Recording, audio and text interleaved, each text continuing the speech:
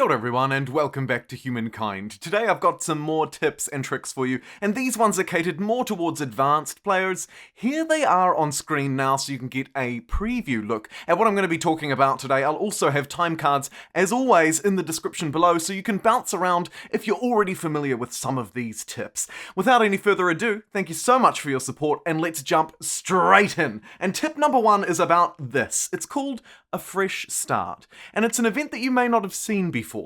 The way to trigger it is during the Neolithic era, with your one unit, destroy them. Send yourself into a mammoth and purposefully lose the fight, preferably as early as possible, and you will get this event and you will respawn slightly near your original spawn with 4 units within your hunting party instead of 1. So obviously, this isn't quite as good on faster game speeds where you tend to pick up food a lot more quickly. This is much more powerful in those slower game speeds and also at higher difficulties, because you can literally turn your 1 unit into 4 if you die at the start of the nomadic era, at the start of the Neolithic era. It's a tip that I would highly recommend if you spawn near an aggressive animal. Otherwise, it might not be for you, but it is very powerful. But arguably not quite as powerful as this late game technology tip for you, and it relies upon the bottom line of the tech tree. Uranium enrichment, starting first with Research Institute, and then right the way through to nuclear fission. Why is it so strong? We'll take a look. 1, technology. 2 technologies here with uranium enrichment. The 3rd with nuclear fission. These technologies are required to reveal nukes on the map, but then take a look at this massive gap. Nothing. Until the very end of the tree along this line with fusion reactor. And the reason why this tip is so powerful is because these final technologies are insane and you can get to this one so quickly, right? We're researching power lines and computing and all of a sudden you're at the end of the tree. Why is it so strong? Well, take a look. Firstly, you get 300 fame. That's not as important as this. Fusion power, plus 50% industry on city and outpost, and minus 50% pollution on territories. The most important part of this is the plus 50% industry on city or outpost. Once you get to this technology, all of your cities and outposts receive 50% extra industry, and the best part is, if you choose France in Era 5, you can research contemporary era techs and get here insanely quickly. Honestly, take that tip away with you. If you take away nothing else from this video, beeline that technology.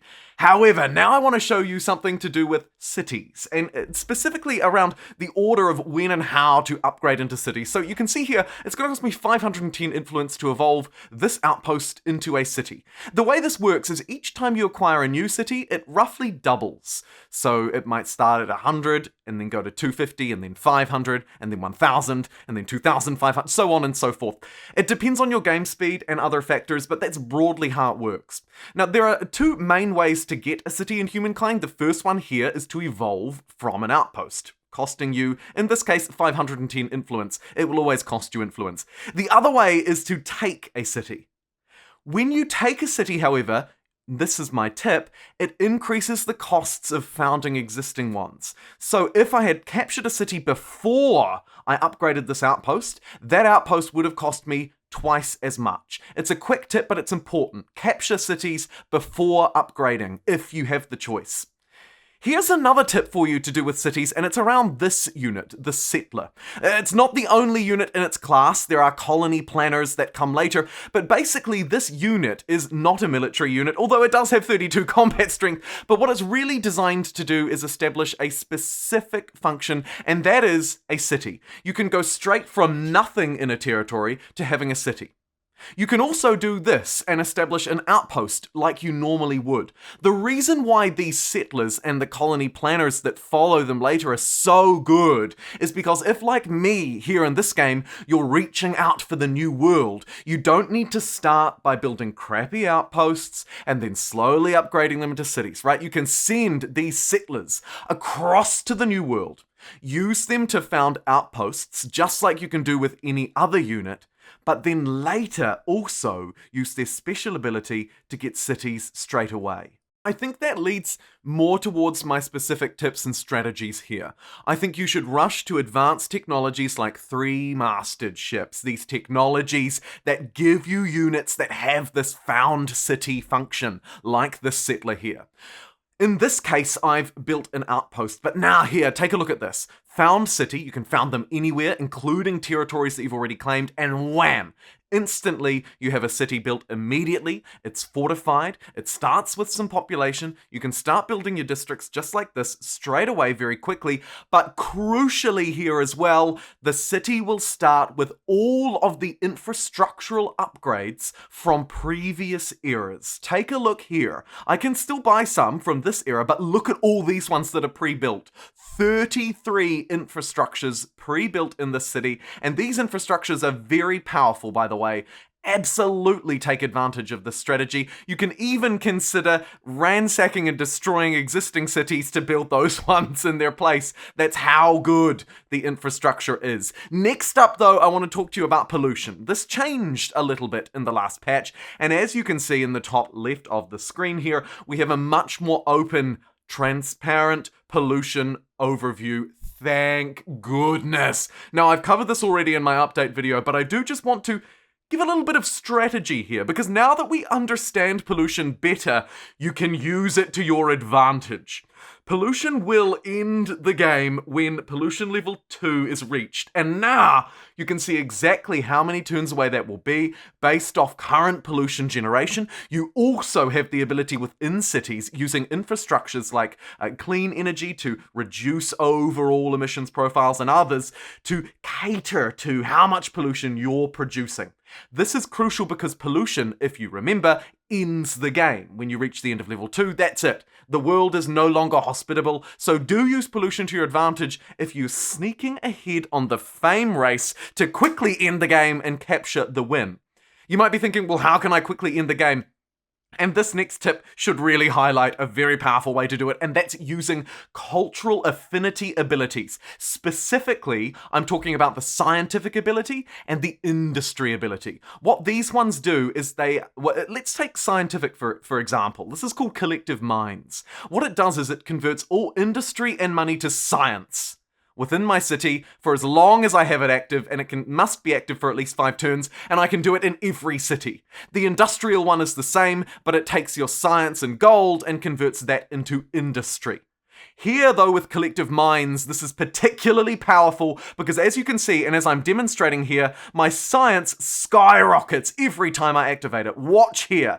1800 becomes 5700. You can see science tripling across the board, and this will help you really beeline towards those late game techs that give you 300 fame each, and those incredible boosts to industry, as I pointed out at the start of this video, but also other ones for stability and influence as well. Now to throw you right back at the beginning of the game, if you achieve your knowledge star requirements and indeed get the 10 out of 10 curiosities in this case, you will get a very special event called a Tribe's Legacy with 3 choices: makers, farmers, and storytellers. Makers provides +1 industry per population on all of your cities and outposts, farmers +1 food, and storytellers +1 science. They all interact with population. What this is, though, is a trait. In many ways, it's a Neolithic era trait. So just as any other cultural trait carries through with you into future eras, so too does this one. If you can achieve the 10 out of 10 on your knowledge stars, or whatever it may be, you will get this event, and it will stick with you forever. This is incredibly powerful. You can use it to cover your flaws. So if you're not going to get, for example, to the culture that you want because your mates are beating it to you in multiplayer, or the AI constantly steals Egypt or the Harappans from you, then you can hang around in the nomadic, in the Neolithic era for a little bit longer, get some more pops, right? It doesn't hurt. You can pick up a lot of populations very quickly and take advantage of one of these traits. Which one is the best? To be honest, it's a really hard call, and people ask me this often on stream when we're getting this event and we're talking about which one we should take. They say which one is better, and it really depends on you. Are you spawning in an area that has a lot of forests or rocky fields with high production already? Then you might want to go with food. Are you not going to get a scientific culture ever because your mates are beating you to them or something? Then go for storytellers. Ultimately, it will vary, but I would highly recommend hanging about if you're close to that 10 out of 10 point in the Neolithic era a little bit longer. Now, to catapult you to the end of the game, this Civic, the nuclear Civic itself, it is nuclear Specter. It's unlocked with that second nuclear technology along the bottom of the tech tree, straight after research institutes, and what it will give you is this, nuclear proliferation. You must enact the Civic in order to build nukes, okay? It is not just a technological race, you also need to enact the Civic, nuclear proliferation specifically, which will allow you to build this, the nuclear test. Okay, so you must do that to be able to build the nuclear tests to then launch nuclear missiles. More on those in a bit, but I also just want to note that there is another option within the Civic as well that essentially gives you grievances against other players who are testing nuclear weapons. This is important if you want to have a peaceful run, but someone else is going down that nuclear line. You can get ahead of them with powerful grievances, giving you more war support, ultimately favoring you if you have to intervene and fight them before they can conduct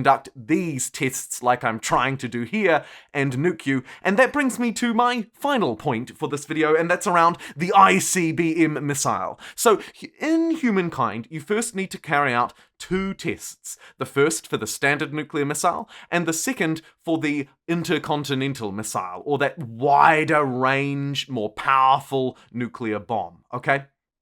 The first two tests are required to unlock the first two missiles, and then the third test, the final test, actually only gives additional range. It is the ICBM test, and it gives you additional range onto your nuclear missiles, right? So just to clarify, you start with a bomb, then you have the missile, and the final test upgrades the range for that final missile, but doesn't actually add anything else. So my tip here is conduct the first two tests, and then get nuking. Thanks so much for watching, and I'll see you next time.